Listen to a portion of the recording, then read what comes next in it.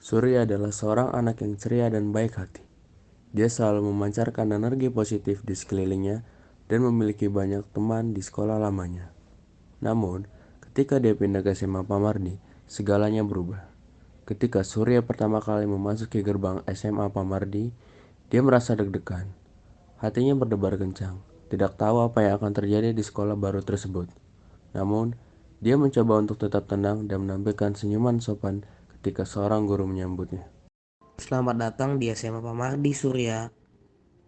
Sapa seorang guru dengan ramah saat dia sedang memasuki sekolah barunya. Surya tersenyum dengan sopan, mencoba menahan ketegangan yang terus mengganggu perasaannya. Setelah beberapa hari berlalu, Surya mulai merasakan perubahan di sekitarnya. Dia melihat cara anak-anak bergaul di sekolah barunya, dan cara mereka bergaul sangatlah berbeda dari yang biasanya dialami di sekolah sebelumnya. Banyak yang terlihat ramah dan mencoba untuk berkenalan dengan Surya, tetapi ada juga yang tidak tahu ingin berteman dengan siapa. Surya merasa sedih melihat bagaimana beberapa anak di kelasnya dijauhi dan bahkan diperlakukan dengan buruk oleh beberapa teman sekelas yang lain.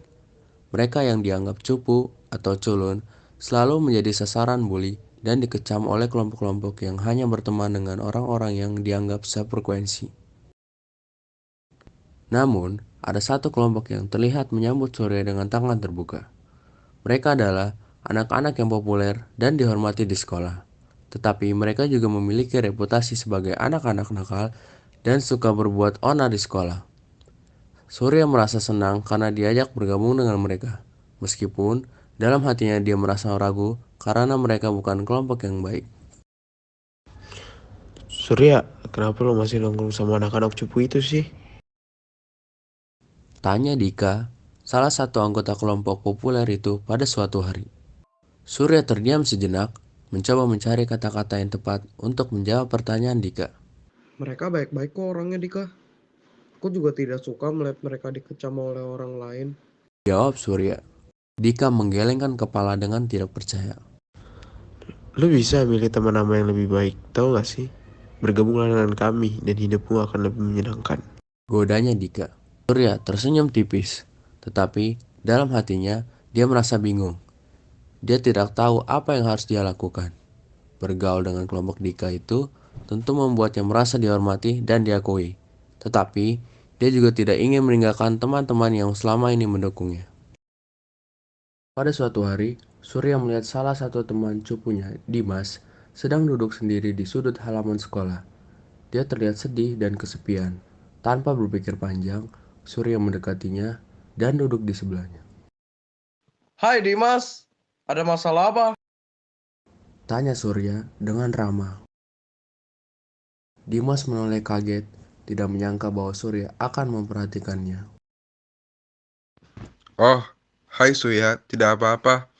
Aku hanya sedang merenung. Jawab Dimas dengan lembut. Surya tersenyum. Kalau ada masalah, ceritakanlah kepadaku. Kita bisa mencari solusi bersama-sama. Bujuk Surya. Dimas terdiam sejenak, tetapi akhirnya dia mulai menceritakan kekhawatirannya tentang bagaimana dia sering diolok-olok oleh beberapa teman sekelasnya.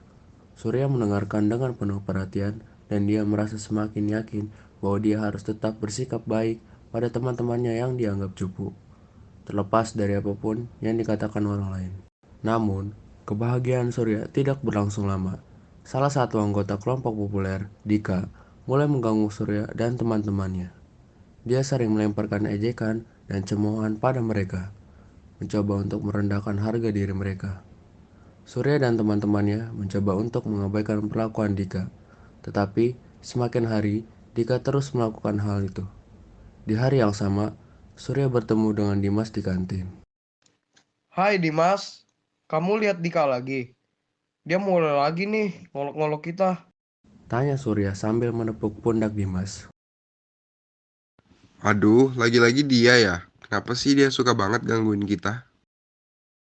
Jawab Dimas kepada Surya. Entahlah, kayaknya dia senang aja ngeliat kita kesel. Tapi kita harus tetap sabar ya, jangan diambil hati. Kata Surya. Tapi kan udah mulai ganggu banget. Gak enak juga kalau terus begini. Ucap Dimas dengan kesal.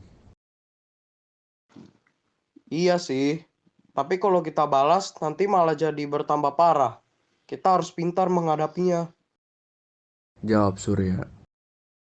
Bener juga sih, tapi kadang kesel banget sama sikap dia. Balas Dimas. Sabar ya, kita bisa lalu ini bersama-sama. Yang penting jangan sampai kita ikut-ikutan jadi kayak dia. Kata Surya sambil menenangkan Dimas. Orang-orang tolol, lu lagi pacaran ya berdua? Teriak Dika sambil menepuk meja. Seketika, suasana kantin menjadi hening karena teriakan dari Dika yang terdengar oleh seluruh kantin. Udah diemin aja. Kalau kita jawab, dia malah nerusin ngejek kita. Kata Surya terhadap Dimas. Jawab dong, lu bisu ya? Terusan Dika sambil mengganggu Dimas dan Surya. Dimas dan Surya tetap mengabaikan olokan dari Dika. Oleh karena itu, Dika memutuskan untuk pergi karena bosan mereka tidak membalas olokannya. Udahlah, males ngomong sama orang tolol yang gak bisa jawab-jawab. Di hari selanjutnya, Dika dan kelompoknya menghadang Surya dan teman-temannya di halaman sekolah. Mereka mulai membuli mereka lagi, mencoba untuk membuat mereka merasa rendah diri. Surya merasa marah dan frustasi. Dia tidak tahan melihat teman-temannya diperlakukan dengan kasar oleh Dika dan kelompoknya. Tanpa berpikir panjang, Surya melangkah maju dan berdiri di depan teman-temannya. Dia menatap tajam pada Dika dan berkata dengan suara yang mantap. Sudah cukup Dika. Kamu tidak memiliki hak untuk memperlakukan kami seperti ini. Kami adalah manusia juga dan layak dihormati. Dika terdiam sejenak, terkejut dengan keberanian Surya. Namun, kemudian dia hanya tertawa dan menganggap remeh perkataan Surya. Dia berbalik dan pergi bersama kelompoknya. Tetapi Surya tahu bahwa masalah belum selesai. Setelah percakapan itu, Surya mulai merenungkan kembali pilihan-pilihan temannya dalam bergaul. Dia menyadari bahwa bergaul dengan kelompok populer tidak selalu berarti menjadi pilihan yang benar. Yang terpenting baginya adalah untuk tetap setia pada dirinya sendiri dan memilih teman-teman yang benar-benar peduli padanya dan memikirkan tentang orang lain. Di hari selanjutnya, Dika bertemu lagi dengan Surya. Jadi gimana nih Surya? Lu mau masuk ke kelompok kita atau enggak? Atau lu mau tetap sama teman-teman lu yang cupu itu? Tanya Dika terhadap Surya. Surya menatap Dika dengan tegas, meskipun dalam hatinya masih terjadi pertarungan antara keinginan untuk dimengerti dan diakui oleh kelompok populer dengan keinginan untuk tetap setia pada nilai-nilai persahabatan dan kebaikan hati. Dika, aku sangat menghargai tawarmu untuk bergabung dengan kelompokmu. Tapi aku harus memilih untuk tetap bersama teman-temanku. Orang-orang yang kau sebut cupu itu. Aku juga tidak suka berteman dengan orang-orang yang jahat. Ucap Surya dengan penuh keyakinan. Dika mengangkat alisnya, terkejut dengan keputusan Surya. Serius? Lu tahu apa yang lu lewatkan dengan menolak tawaran ini? Lu tahu kan lu bakal diperlakukan buruk terus seperti mereka kalau kamu tidak bergabung dengan kelompok kita? Tanyanya dengan nada meremehkan. Surya tersenyum. Mungkin aku akan kehilangan beberapa keuntungan dan juga diperlakukan dengan buruk jika aku tidak masuk ke dalam bagian kelompokmu. Tapi bagi aku, kehilangan integritas dan meninggalkan teman-teman yang membutuhkan aku adalah kerugian yang lebih besar daripada apapun yang bisa aku dapatkan dengan menjadi bagian dari kelompokmu.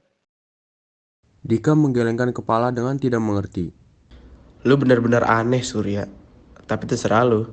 Jangan sesekali sesali keputusan lu nanti. Ucapnya sambil pergi meninggalkan Surya sendiri. Meskipun awalnya merasa sedikit ragu dengan keputusannya, Surya merasa lega setelah membuat pilihan itu. Dia tahu bahwa dia telah memilih jalur yang benar, meskipun mungkin jalur itu lebih sulit dan membuat dia diperlakukan buruk seperti teman-temannya yang dianggap cupu. Dengan setia, Surya terus mendukung dan bersahabat dengan teman-temannya, yaitu orang-orang yang dianggap cupu oleh sebagian orang. Dia belajar bahwa sejatinya persahabatan bukanlah tentang seberapa populer atau terkenal seseorang, melainkan tentang seberapa baik kita memperlakukan orang lain dan seberapa tulus kita dalam menjaga hubungan tersebut. Surya menyadari bahwa pergaulan bagaikan hidup di pinggir jurang. Kadang kita tergoda untuk mengikuti arus yang lebih mudah atau lebih populer, namun sesungguhnya keberanian dan kebaikan hatilah yang membawa kita melewati jurang-jurang tersebut dan mempertemukan kita dengan hubungan-hubungan yang berarti dan tulus. Oleh karena itu, Surya memutuskan untuk memperkuat pertemanan mereka dengan membuat kelompok sendiri. Namun, kelompok yang dibuat Surya ini tidak bertujuan untuk memaki atau merendahkan orang lain.